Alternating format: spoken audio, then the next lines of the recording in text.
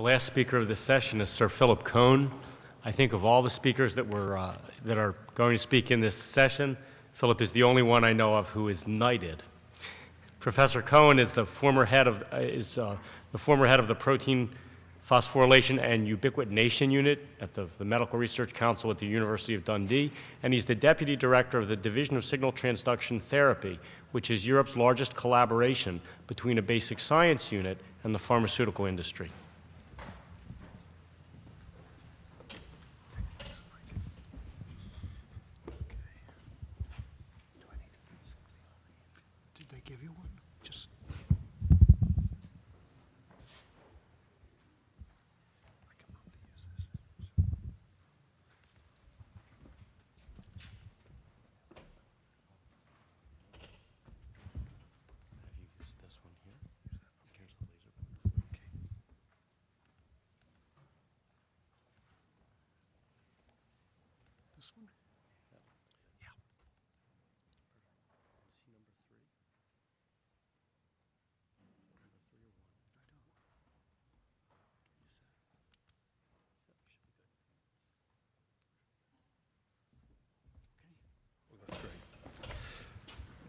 Okay, thanks very much, Mike. Mike emailed me about a couple of months ago and said he just learned that I was going to be in Boston for 1 month, and could I come and talk at this symposium? And I gave him the same answer that Wade gave him, that I'd love to, but I don't work on cancer.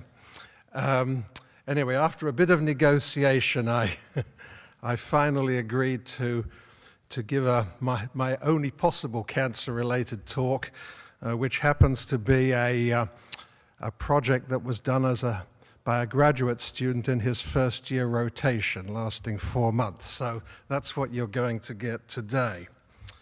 Okay, so the title of my talk is Will Drugs That Target the MyD88 Signaling Network Be Effective for the Treatment of Diffuse Large B-cell lymphoma? So first of all, for those of you who are not familiar with what MyD88 is, let me remind you. MyD88 is an adapter protein which is essential for the activation of one of the major signaling networks of the innate immune system, which is what my lab works on at the moment.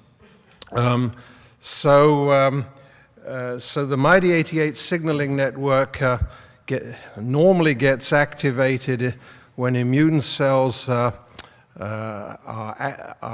stimulated by components of pathogens like bacteria and viruses, and this activates signaling networks that lead to the production of inflammatory mediators that then sort of fight the invading pathogen. But when this pathway becomes hyperactivated, or it's activated for too long a period, or you're unable to resolve inflammation once it's done its job, it can cause a whole slew of inflammatory and autoimmune diseases. So this is what the pathway normally does. So let me just then in my first slide show you the early events, signaling events in this pathway, which I talked about in my Valley lecture on Tuesday afternoon at Harvard Medical School. So when toll-like receptors are activated by pathogen-associated molecular patterns, or the IL-1, 18, or 33 receptors are activated by their ligands, this protein MyD88 is recruited to these receptors, and this sort of initiates the signaling pathway. Then one then gets the recruitment of kinases of the IRAC family, shown in red, and then this leads in ways that I don't have time to go into, to the activation of a number of E3 ubiquitin ligases that include TREF6 and members of the Polino family. So these E3 ligases, in the presence of the E1 activating enzyme and an E2 conjugating enzyme called UBC13 UEV1A, which directs the formation of Lys63-linked polyubiquitin chains, allows these E3 ligases to generate those chains. And in the first part of my lecture on Tuesday afternoon, I described our sort of recent discovery that the formation of these Lys63-linked polyubiquitin chains is actually a prerequisite for the subsequent formation of linear or MET1-linked ubiquitin chains, so that when these Lys63-linked polyubiquitin chains are formed, then an E3 ligase called the linear ubiquitin assembly complex, or LUBAC, is able to bind these chains and then catalyze the formation of these MET1-linked chains attached covalently to the Lys63-linked chains to form Lys63 MET1-linked hybrid ubiquitin chains. And this, we think, is very important because it allows the co-recruitment of the two master kinases of this signaling system called TAC1 and the canonical IKK complex. So the NEMO component of the IKK complex binds specifically to the MET1-linked ubiquitin chains, and the TAB2 and 3 components of the TAC1 complex bind specifically to the Lys63-linked chains. So by having a hybrid chain, you're able to co-recruit both complexes, and we believe that's what is facilitating the activation of the IKKs by TAC1. So then the TAC1 and the IKK complex then go on to activate many other kinases and transcription factors. You get the phosphorylation of hundreds of proteins that eventually culminate in the production and secretion of a great variety of inflammatory mediators. So that's the pathway. Okay, so the story I'm going to tell you really sort of started with this paper that was published by Lou Stout's lab just about a couple of years ago in Nature, where he reported that actually something like 40% of all of diffuse large B-cell lymphoma, one of the least curable forms of lymphoma, is caused by mutations in MyD88. In particular, there was the mutation of leucine 265 to proline, which was the major mutation that was driving this, and that this the idea was that this was actually turning on this MyD88 pathway constitutively in the absence of any sort of toll-like receptor activation. So anyway, so when I saw this and sort of I thought, well, we know quite a lot about this MyD88 signaling network. Surely, based on this, it'll be a doddle to be able to sort of find a way to destroy these lymphoma cells. So Lou Stout kindly gave us these cells, and so I just had this first-year graduate student join me, Sam Strickson, to do a 4-month rotation project, and I said, Sam, in your project, you're going to become famous because you're going to cure diffuse large B-cell lymphoma. So he sort of enthusiastically went into the lab on day one, and so I said, all we have to do is we've got a whole variety of relatively specific inhibitors of the kinases in this system. I'm sure that if we find the right ones or the right combination of kinases, we'll have no problem in dealing with this lymphoma. So he started by using quite a potent dual inhibitor of IRAK1 and IRAK4 at a concentration here on the cells 5 micromolar, which we know obliterates the activity of both of those kinases. Those are the kinases just below MyD88. When I say obliterate, I can't lay my hand on my heart and tell you it's more than 95% inhibition, because probably the sensitivity of our blotting isn't for that. But so this is knocking them out at least 95%. And as you can see, it was a little bit disappointing. We didn't get any significant slowdown, and this is without the drug, and this is with it, and we didn't really see much of an effect at all. So I said, well, don't worry, Sam, we've got plenty of other kinase inhibitors up our sleeves. We've got the master kinase, TAC1, just downstream of this. I'm sure that, TAC1 inhibitors will be just great. So we used 2 structurally unrelated inhibitors of TAC1, again at concentrations that obliterate the pathway. We used a compound NG25 developed by Nathaniel Gray here at Harvard, and another compound that's been known for somewhat longer. And although we got a sort of a small inhibition of proliferation, it really wasn't anything to shout about at all. The cells were still growing and proliferating, and so I said, well, let's try the next one down in the pathway. That's, the canonical IKK complex. So we have a very potent and specific inhibitor of this developed by Boehringer Ingelheim, BI 605906, but again, no go at all. So I said, well, this compound is specific for IKK beta. We've got IKK alpha to deal with. I said, okay, the TAC1 inhibitor should have dealt with IKK alpha and beta, but maybe something strange in these cells. So, and there's actually only one compound that we could see that was described that it would inhibit both of these. It was a compound called BAY117082. So we added BAY117082 and a closely related derivative, and to our delight,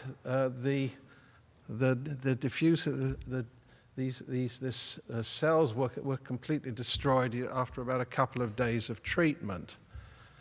So I thought this is still, though, pretty strange, because if this is inhibiting IKK alpha and beta,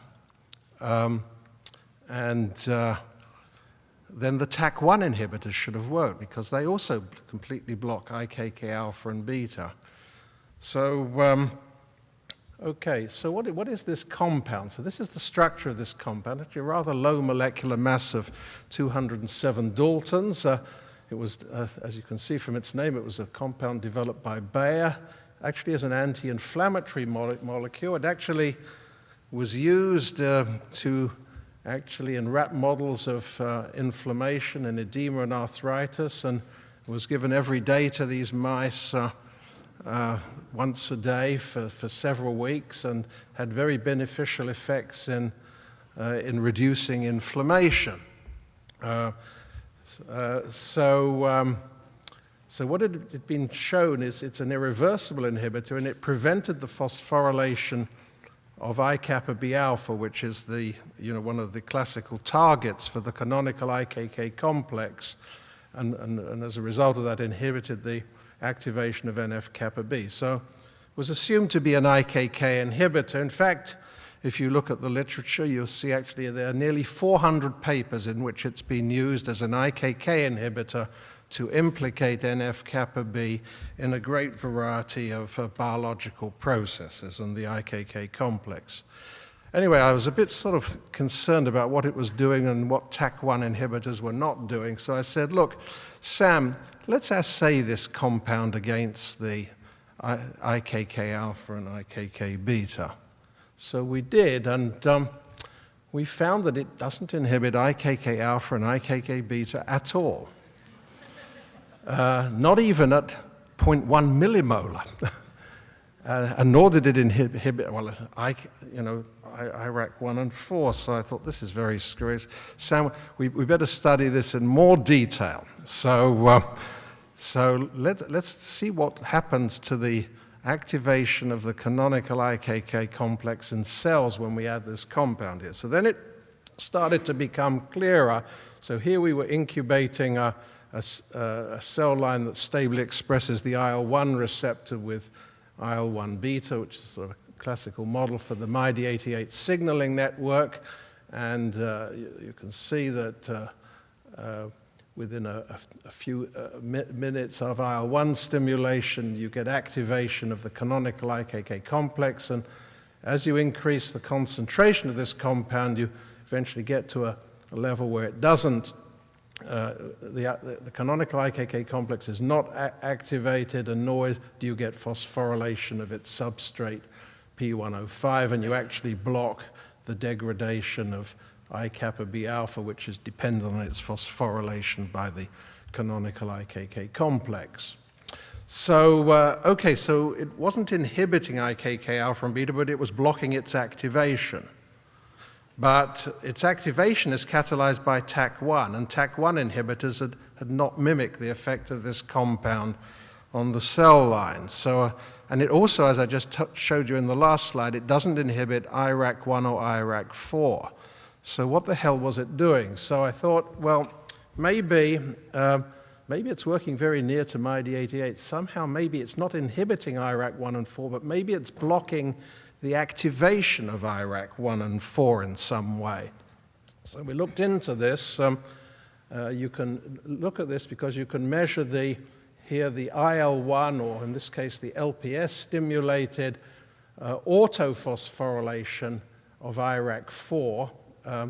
And it turns out that this wasn't affected at all by this Bayer compound. So it actually isn't blocking the activation of IRAK1 and 4 at all. So what on earth could it be doing? Well, it only really seemed to be one thing left, because it wasn't affecting anything here, and it wasn't affecting anything down here. So maybe BAY11782 was doing something to block the formation of either the Ly63 linked or the linear polyubiquitin chains, and inhibiting some component of the ubiquitin machinery.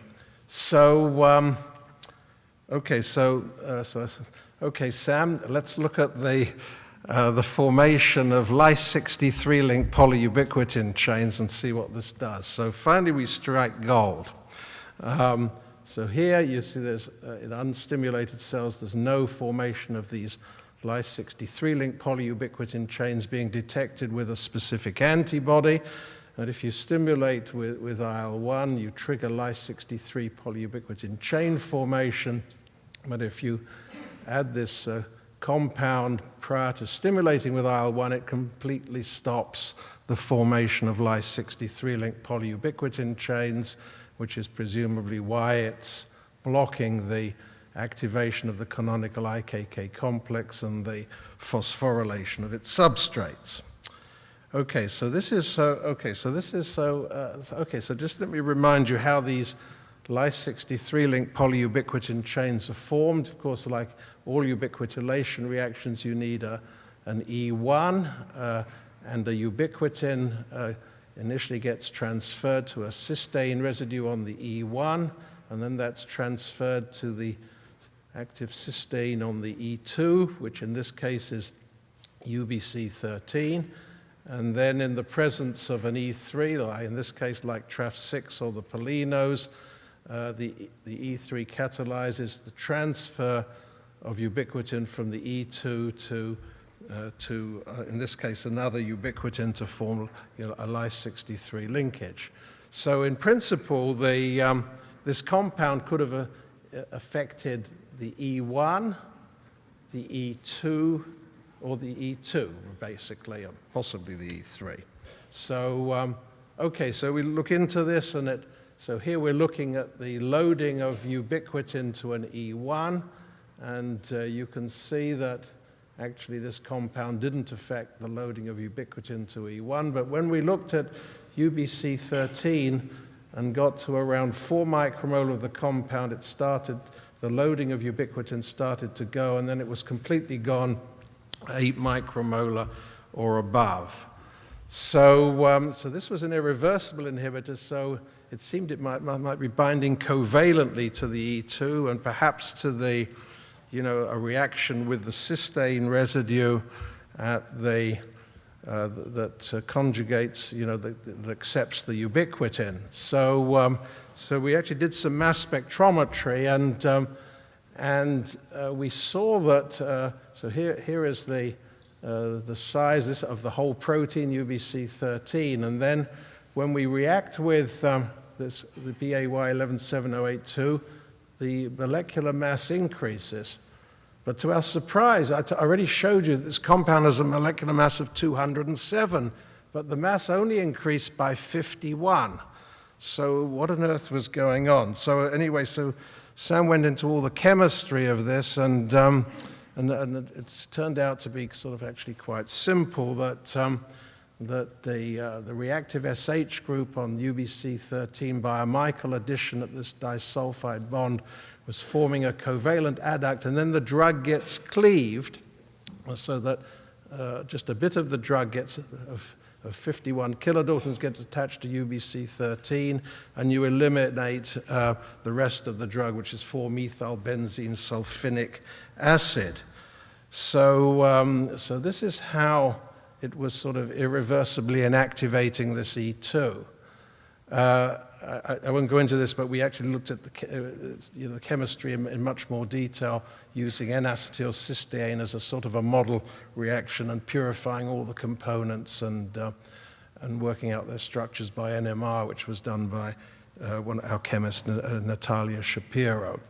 So, okay, so this is, okay, well, if it's doing this to UBC13, why should it just restrict this to UBC13? Maybe it's doing this on other E2s. So if that's the case, then it could also be affecting the formation of linear polyubiquitin chains by Lubac. So just to remind you here that here obviously the ubiquitin-loaded E1, in this case, UBCH7 is thought to be the E2 that works with Lubac physiologically, although it's not completely certain. But so you would get ubiquitin attached to UBCH7, and then actually Lubac is a sort of a RBR type E3 ligase, so it's a bit like a Hecht E3 ligase. So it actually itself accepts ubiquitin. So you have the ubiquitin from the E2 is first transferred to a cysteine residue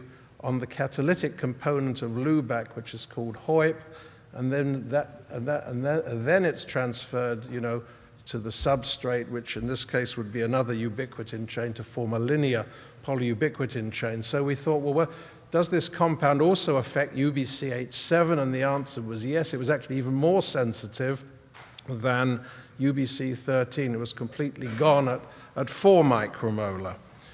And then, of course, it's possible that it could also react with Lubac. So we immunoprecipitated Lubac from the extracts after incubating with them without the drug to see if it, it would actually inactivate Lubac. And the answer was yes. So this is IPing the endogenous Lubac from cells and looking at its ability to form linear polyubiquitin chains as a function of time. And you can see when you get up to, again, the usual sorts of concentrations, that the Lubac is inactivated, and we've sort of isolated the relevant tryptic peptides, and it's actually attached to the active site cysteine that we would expect. Okay, so what this is really saying is that the way this drug is actually blocking the MyD88 signaling pathway is by blocking one or probably more than one of the E2s as well as Lubac to block this reaction. So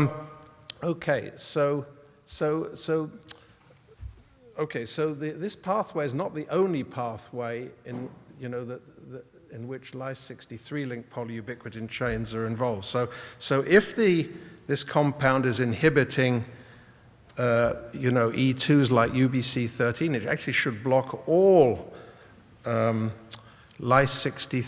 polyubiquitin-dependent processes. So, for example, one of those would be the cellular response to DNA damage. So it's known that you need to form Ly63-linked polyubiquitin chains to recruit the components of the DNA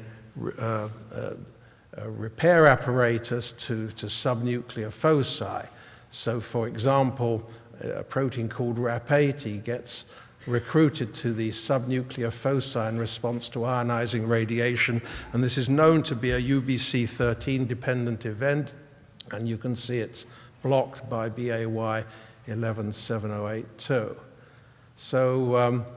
So just show you one other thing here, which involves looking at the phosphorylation of histone H2AX, which is actually important in DNA repair, but its recruitment to DNA foci is not actually dependent on the formation of Lys63 polyubiquitin chains. So if you don't have any ionizing radiation, none of this phosphoprotein gets recruited to DNA foci, but without the radiation, but in the presence of this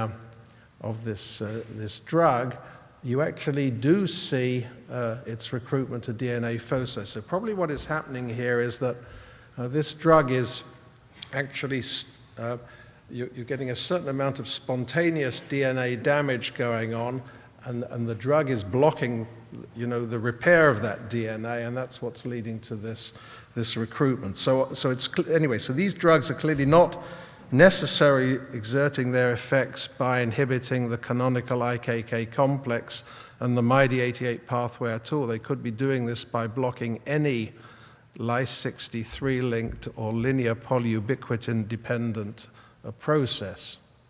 Okay, so just after we'd sort of done all this, a paper then appeared in Blood, in the journal Blood, claiming that they had developed a specific inhibitor of UBC13. And when we looked at this compound, NSC 697923, it looked remarkably similar to BAY 11708-2. So we thought, well, we better put this compound through its paces. Is it really doing the same as BAY 11708-2? So to cut a long story short, the answer was yes, exactly the same thing happens.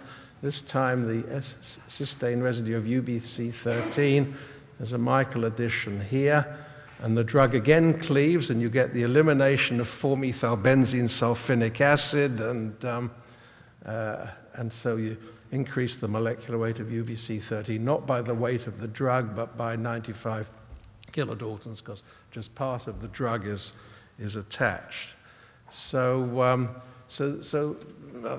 thought surely it's not a specific inhibitor of UBC13. So we took Ubiquigent's E2 profiling panel. So we looked at the effect of both of these drugs on their ability to inactivate every E2 conjugating enzyme, which conjugates, ubiquitin.